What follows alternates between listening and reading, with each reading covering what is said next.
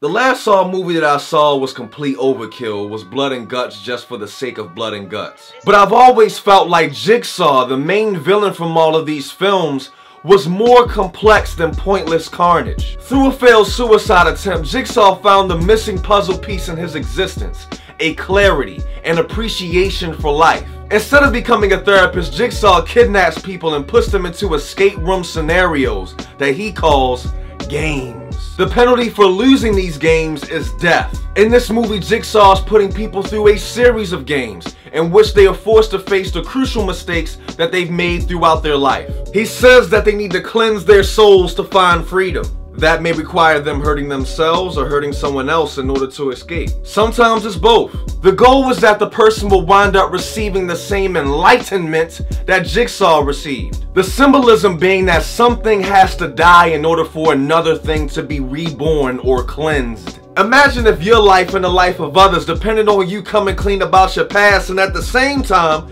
trying to figure out a Resident Evil style puzzle. Hell, it take me a few days sometimes to figure out a Resident Evil puzzle with no pressure, and that's on PlayStation. Even though Jigsaw has a god complex like say a Light from Death Note, in absolute rare cases, he gives people the second chance that he claims he wants them to have so bad. But I'm not gonna lie, the rest of the time is BS. He's really preaching a sermon that he doesn't believe in, or he's simply there just to kill people. One thing that Saw movies do really well is establish empathy for the victims of the game. We know little to nothing about them, but I instantly feel sorry for them when they're strapped to some kind of machine that's about to impale them in 30 seconds. But there's one woman in this movie that I cannot feel sorry for, like no matter what. Like she did something so terrible, I'm like, yo, well, you just gonna have to get it, yo. It's about time you die. Another good thing about this movie is that they got rid of the sickly green color palette that they had in the previous Saw films. There are reds, there are blues, there are other hues. This reboot didn't add anything to or present anything new that wasn't shown in the previous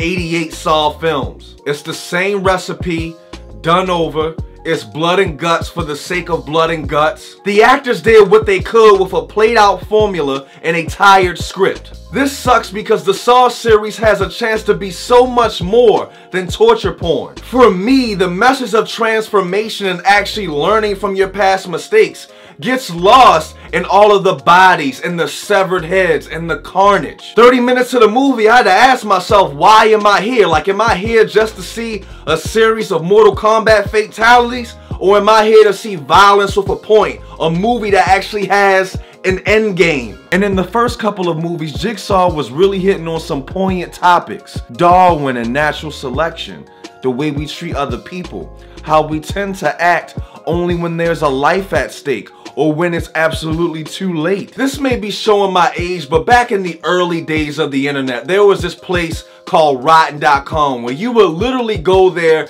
just to see terrible things. I went there once and I saw a picture of a motorcyclist who was decapitated.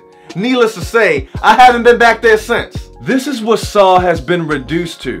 Simply moving pictures of slaughter with no aim. I honestly don't know what can help these movies. I just wish they would stop. This is easily one of the most empty and uninspired films I've seen this year, but I don't think anything will top All Eyes on Me. I mean, you just gotta go to a special place to top All Eyes on Me. I'm giving Jigsaw a 4.5 out of 10.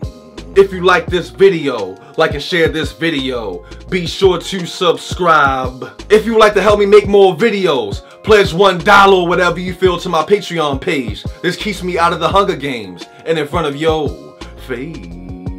We got more movie reviews coming your way, and we got more book reviews coming your way, and we got more of that random stuff coming your way. I'm in the bathroom.